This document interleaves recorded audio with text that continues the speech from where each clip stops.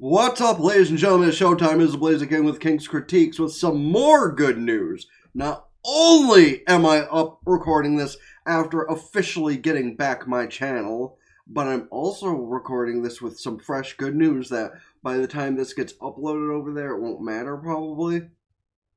We got Patreon back. We did it. We're gonna be able to upload for at least another 100 hours worth of product.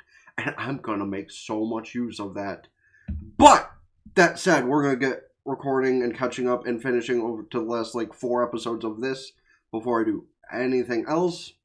So, as always, I do ask of you, let me know your thoughts on the show up to this point. Or wait till the end of the episode to let me know your thoughts on the episode, whatever it might be. Hit the like button, subscribe, let the whole video run through the limit of the watch time. And that said, let's get to it, shall we? Okay, no, but, I kind of get his point. Leaving food at a gravesite is, a respectful thing.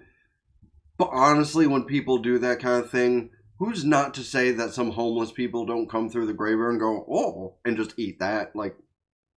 Granted, I suppose it's at least, one thing for somebody who doesn't really get food to just come into a cemetery late at night to see if, there's any food left behind that they can munch on. Then again, actually, how is the homeless population in Japan? That's another question, because I don't think they really often leave food, out on display in, I don't know, America for cemeteries. Some people probably do still, especially, foreign cultures that have come to this land to do stuff. So I imagine they probably do, too, so... Honestly, am I crazy for thinking that's a thing that happens? The homeless just, wander around, go into a cemetery and go, ooh, and munch. Honestly, maybe that's what a couple of, reports about some creepy shit going on in the cemetery have been. I still have a few episodes, so I guess I'll go back to skipping the intro, which I did... Bad time to talk about something like this, but... I did see that's kind of disrespectful to skip intros and outros while watching shows. But, here's the thing. If you're going to watch a show and you enjoy the intro or the outro, you could just find it officially on YouTube and, listen to it as much as you want to give, the people who made it their money's worth. But I feel like when you're actually watching a show, whether it be, for fun or for, content, skipping the intro is, necessary for 2 reasons. Number 1 being copyright, and number 2 being, I don't know, you just can't listen to every intro all the time, because it's, 3 minutes you could save going into another episode. I know that's rude, but I'm also the kind of guy that, fast forwards as much of One Piece as I can during an episode, when they're either giving exposition that won't matter in 100 episodes, or when it's just Luffy running to his friends to help in a fight. Because that happens a lot in the first, 1,000 episodes.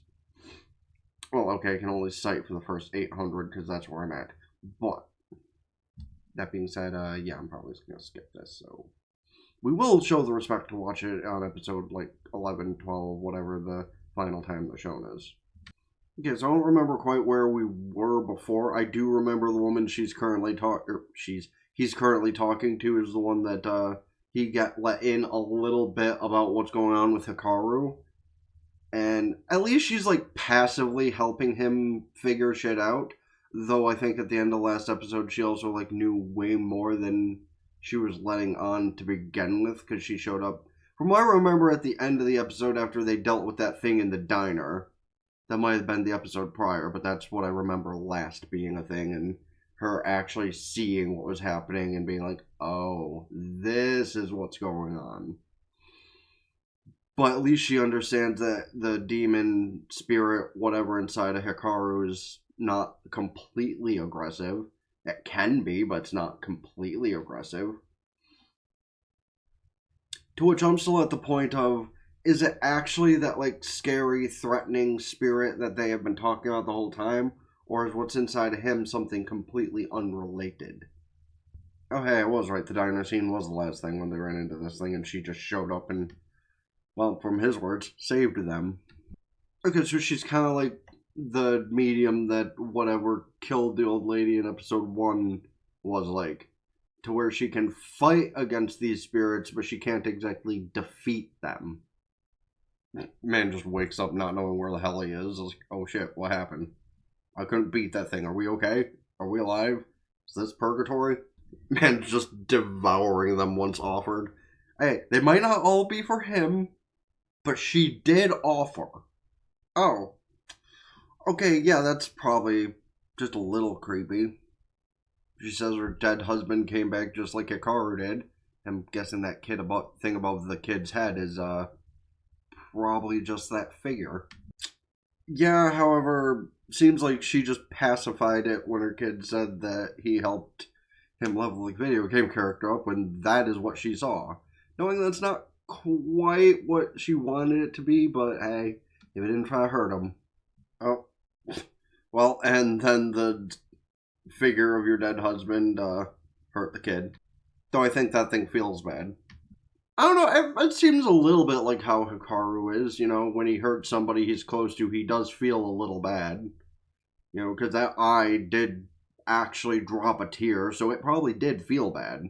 It's like, oh, I hurt my child. I am a monster.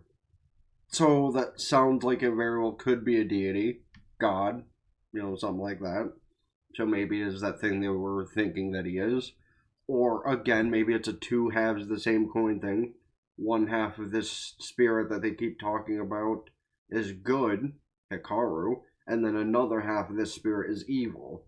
To be seen. Yeah, that's its name, Nanooki. Wow, no Nookie sounds like my life.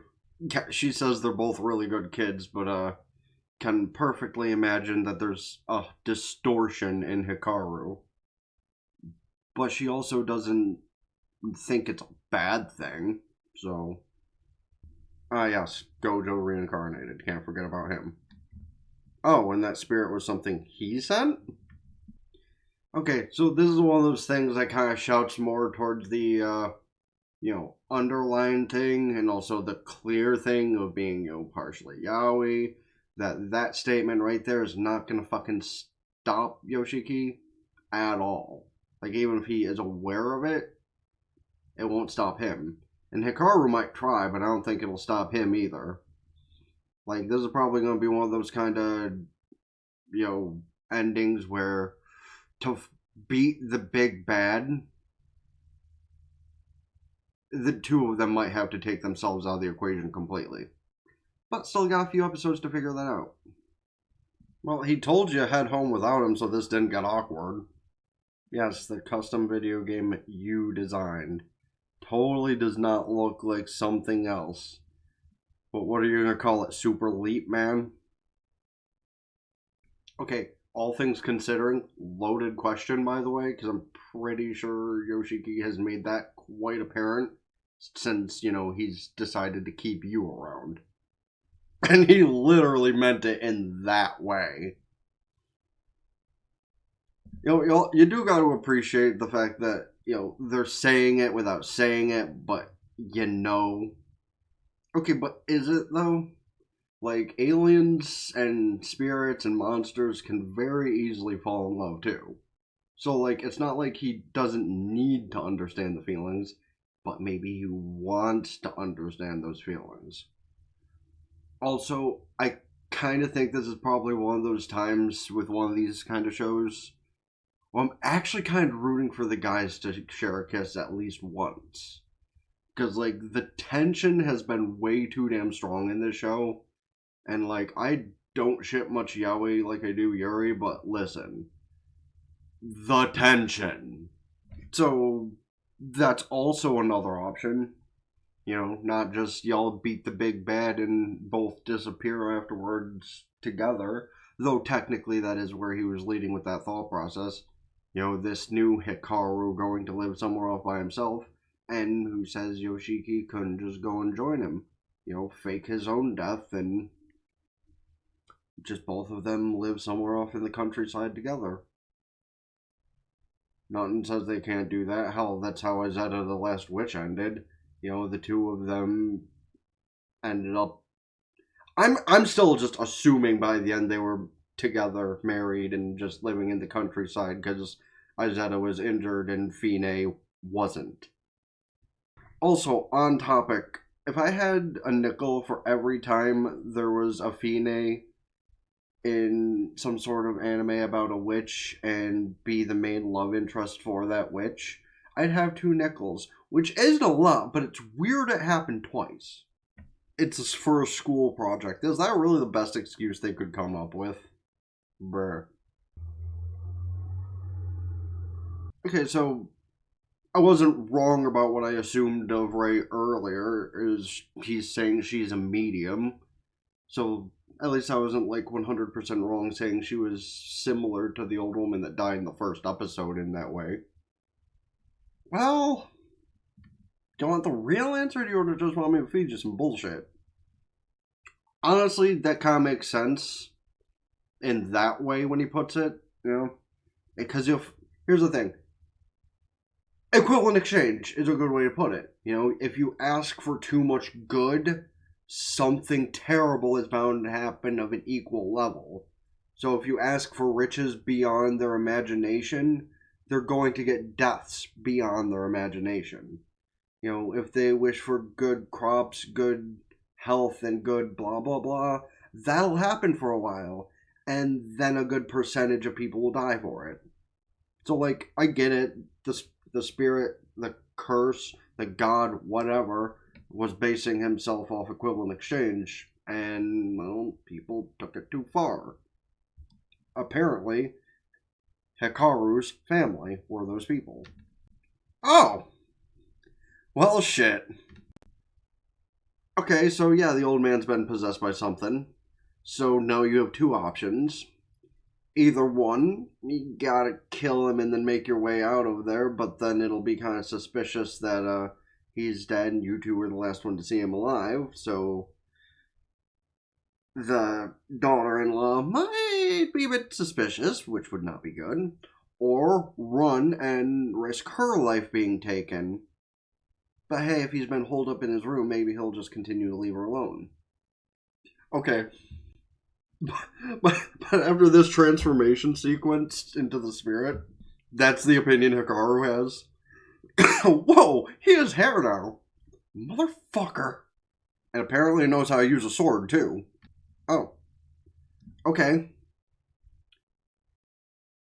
So, things are going to escalate in the next episode, because, you know, Diet Gojo has arrived. So, wonder if he actually knows the truth about Hikaru. You know, after that supposedly evil spirit pushed itself inside of him and told him everything that happened in that diner. Oh, and now he goes after Hikaru. Oh, and he dragged out the spirit from within? Oh, he has been decapitated. Yeah, that's not that's not the kind of thing Yoshiki was expecting to see happen. Well, that ain't blood, that's the spirit within, so is it gonna pull some sort of thing where it just kind of attaches itself to the body and just right back on? And better question, is that going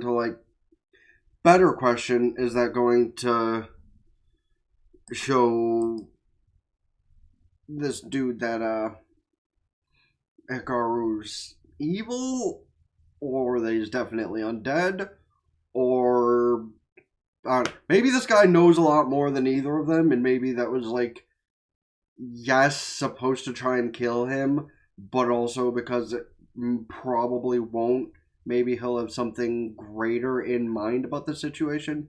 I don't know, it's weird to consider, but great first episode back.